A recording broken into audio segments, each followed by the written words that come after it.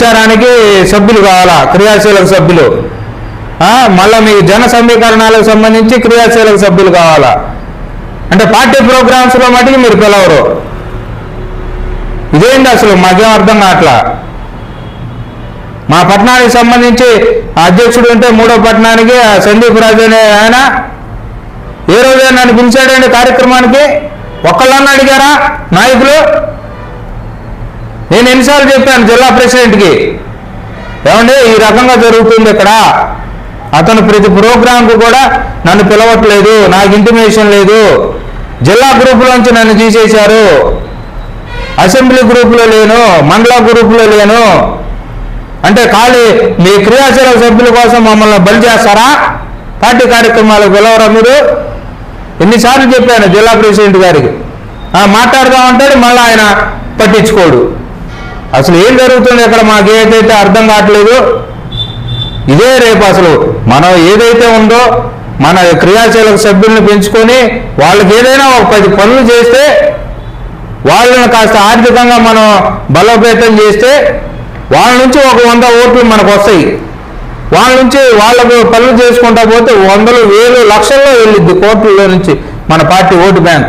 ఏం లేదు, పదవులు తీసుకుంటారు, ఉత్సవగ్రహాలాగా ఊరేగుతూ ఉంటారు.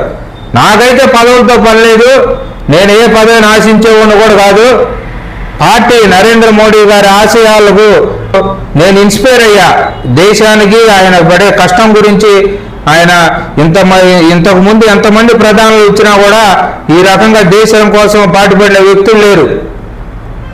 గతంలో వాజ్పేయి గారు కానీ ఒక నరేంద్ర మోడీ గారు తప్పించి ఈరోజు మన దేశ ఔన్నత్యాన్ని ప్రపంచవ్యాప్తంగా వ్యాపింపజేస్తాం. మాలాంటి కొత్త నాయకులు యువత మేము వాళ్ళని చూసి ఆదర్శంగా మేము పార్టీలోకి వస్తే మమ్మల్ని నీరు కారుస్తారా? మీరు పదవులు తీసుకొని పదవులు వచ్చేదాకా క్రియాశీలక సభ్యులు కావాలా మీకు? ఏరు దాటేదాకా ఏటి మల్లన్నాను, ఏరు దాటినాక బోడి మల్లన్న టైపులో మీరు తయారయ్యారు. కానీ అసలు బుద్ధుందా నాయకత్వానికి? ప్రశ్నించకూడదా? దీని మీద మేము అడగకూడదు, మీరు గుళ్ళ మీద మీరు ఫైట్ చేయకూడదు, అన్య మతస్థుల మీద ఫైట్ చేయకూడదు, పార్టీ పేరు చెప్పకూడదు. ఇంక పార్టీలో ఉంటాయి ఎందుకు? పార్టీ పేరు చెప్పని కాడికి మీరు చేయరు, చేసేవాళ్ళు మమ్మల్ని చేయలేరు. మీకు ఎవరు చెబుతున్నారు? ఏ ఆర్గనైజేషన్లు మీకు వచ్చి చెబుతున్నాయి ఈ మాటలన్నీ? చెప్పండి. మీరు ఏదైనా ఉంటే మీరు లిఖితపూర్వకంగా రాసియండి. భారతీయ జనతా పార్టీ ఏదైతే ఏ వ్యక్తి అయితే ఉన్నారో మాకు మండల ప్రెసిడెంట్ అయినా జిల్లా ప్రెసిడెంట్ అయినా ఏదైనా చెప్పదలుచుకున్నప్పుడు మాకు లిఖితపూర్వకంగా రాసి ఇవ్వండి.